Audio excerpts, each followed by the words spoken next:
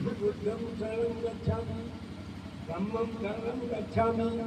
तो एक बार वहाँ बैठे हुए थे लोग, मैंने कहा इसको मैं नमन नहीं करूँगा, अभी मैं नमन नहीं करूँगा। क्यों नहीं करोगे?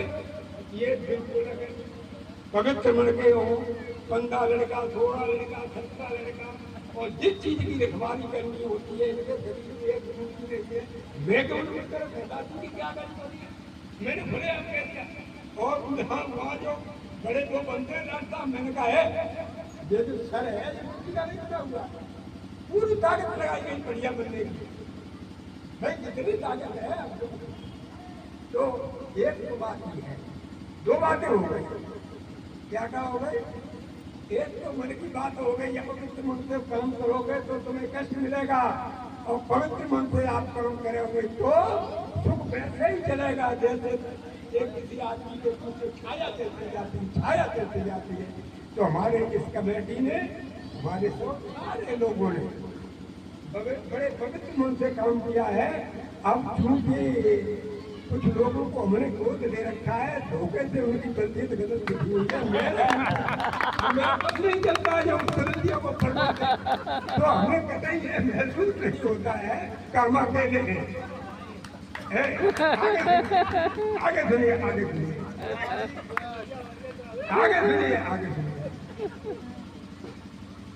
शिक्षा 3 तरह की है। एक पर्याप्त शिक्षा, ठीक है ना, हम सुन रहे हैं छोटी शिक्षा, छोटी। एक पर्याप्त, बड़ी लिख डाली, और उसके बाद है एक परवेशन, लिखी पढ़ी फिर चले। और परवेशन ही जाके उसका अंतिम रूप है मेडिटेशन। अंतिम रूप उसका क्या है? और मेडिटेशन मुझे कहाँ पहुँचा सकती है? किसी भी आदमी को क्या पूरी ताकत लगाए वो दिक्कत ये है, इसमें जैसा होना चाहिए वैसा नहीं हो पाया। तो मैं अपनी बात में साथी कहता हूँ। तो बंधुओं, आज 3 बातें होती हैं। हमको पवित्र मन से काम करना है। एक उदाहरण और दे दें। हमारे गांव में एक 9 बार लड़का था, कैसा उसके साल में 2 बच्चे पैदा हो गए। उसका बाप नाराज हुआ, आप इससे कहते क्यों नहीं है?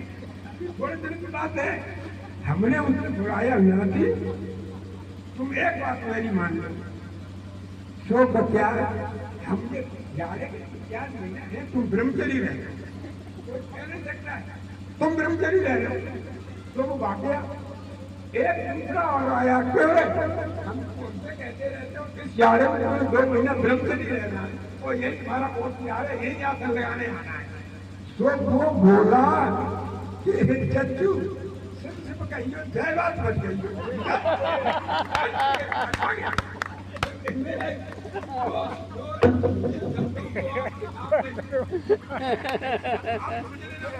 कितनी ऊंची बात है, कितनी नीची बात है, कितनी मन की बात है। अब हम मेडिटेशन की बात आपको आप देखिए, माइक पकड़ा दे, माइक संचालक जी माइक पकड़ा दो। मेडिटेशन की बात सुन लीजिए। प्रज्ञा, शील, समाधि, प्रज्ञा।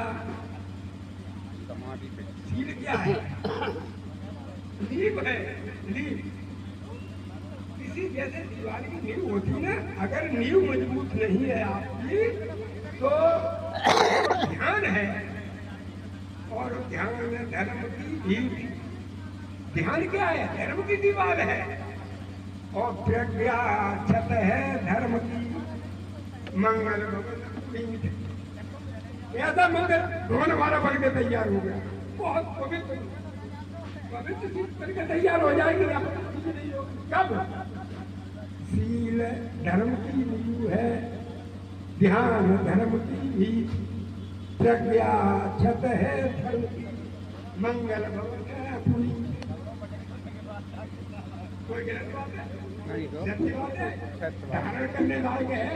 मेडिटेशन करने वालों के लिए है, गप्पू के लिए नहीं।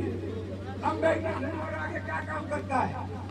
मेडिटेशन जब हम ध्यान में बैठते हैं तो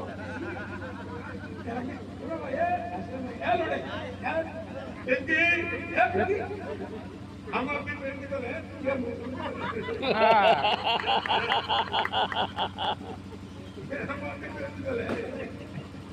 देखो वो भागे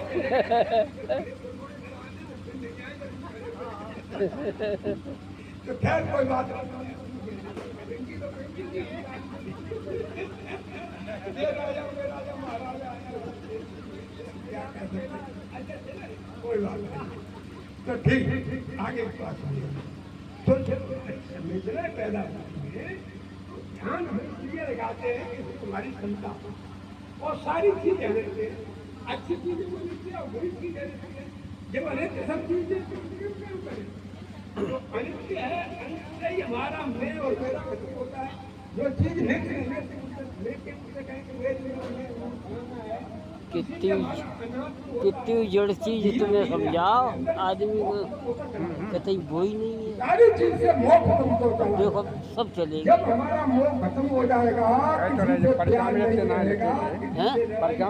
लिखे थे हाँ सही है। बने रहते तो वे खैर बन जाते। और क्या, लोग कहते हैं तब जकात हमारे नाम लिख दे, हमें फलानों पर दे, फलानों मुदिता, उपेक्षा, वो यही तो मेडिटेशन है। जब आपके अंदर अनित्य बोध पैदा हो जाएगा तब तो लोग आप कहते हैं खुद ही नहीं करें,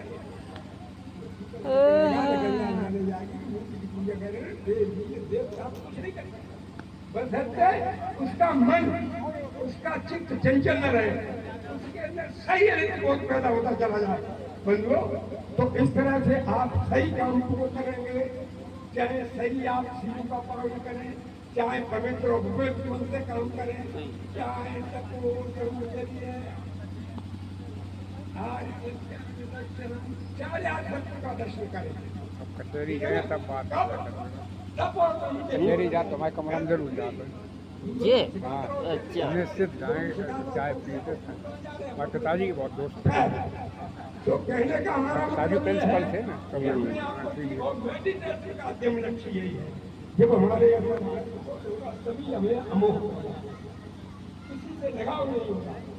आओ करो तुम्हारे को टाइम नहीं मिलता तुम्हें।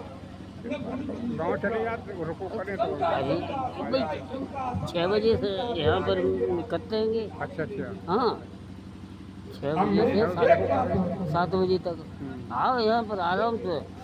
कुछ मतलब बैठना सीखो, और कुछ जब एक कदम बढ़ रहे हो तो दूसरा अपने आप बढ़ने लगे। ये तो फायदा मिले तो नहीं, फायदा मिलेगा कोई बात नहीं। हाँ यहाँ बाप लोग की आदत पड़ने लगी हुई है। उसने थोड़ा पावर को मैंने कहा था कि तुझे पैदा नहीं होते यहाँ दो खर्च करके तैयार करता।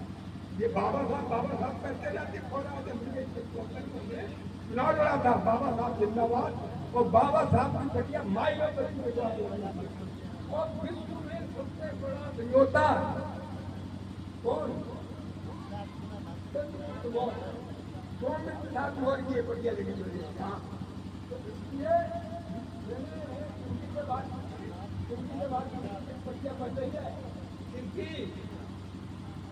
नाम नहीं लिया था, ये कहा था कि सावित्रीबाई फुले अगर देखो पहले तो यही जो आए ध्यान नेताजी, अगर इनकी फटिया लग जाए तो वादा कर दिया था कि हम लोग इनको बना के दे देंगे। तो ये बेचारे में प्रोग्राम सही मालूम नहीं था इनका कि ऐसा है, तो हमने उसका बुरा भी नहीं माना। तो ठीक है, हमसे बच गए और बढ़िया लगाएंगे। हम अब जानते हैं कि कौन कैसा है क्या है, हम अब यानी किसी के भाई अंदर नहीं घुस रही है। खैर वे सब आपको से बधाई देते हैं। बड़े बड़े पंडाल लगे मंत्री में, ये सब मंत्री आए, राम सिंह आए तो बड़ा पंडाल, बाबू राव बड़ा पंडाल, और मौर्य आए तो रामोदार मौर्य सामने मुलाकात की बुराई करती